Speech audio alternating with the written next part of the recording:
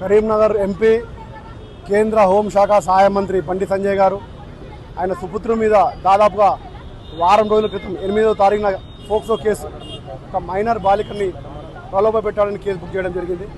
ఈ రోజు వరకు కూడా పోలీసులు అరెస్ట్ చేయకపోవడం దురదృష్టకరం.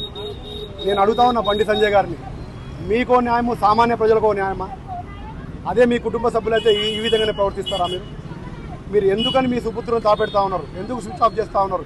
ఎందుకు పోలీసులకు మీరు అప్పచెప్పట్లేదు?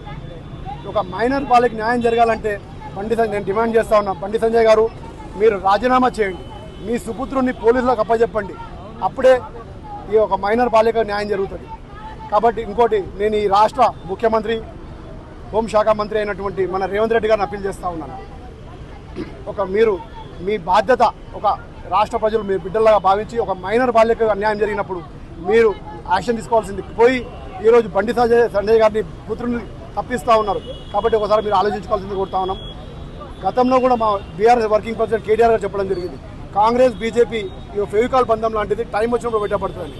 ఈరోజు రేవంత్ రెడ్డి గారు బండి సంజయ్ గారు కలిసి ఈ యొక్క మైనర్ బాలిక ఫోక్సో కేసుని నీరు గారుస్తూ ఉన్నారు. కాబట్టి ఈ యొక్క కేసుని న్యాయం జరగాలంటే బండి సంజయ్ గారు రాజీనామా చేసి వాళ్ళ సుపుత్రుని పోలీసులు అప్పచెప్పినట్టయితే ఈ యొక్క కేసులో మైనర్ బాలిక న్యాయం జరుగుతుందని కోరుతా ఉన్నాను.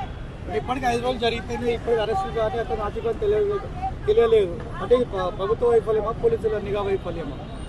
ఇది కావాలనే వాళ్ళు తప్పిస్తూ ఉన్నారు, ఎందుకంటే అరెస్ట్ చేయలేదు.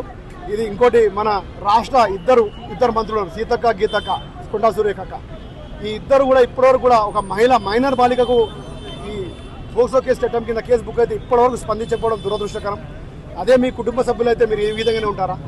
ఒకసారి ఆలోచించాల్సిందిగా కోరుతా ఉన్నాను.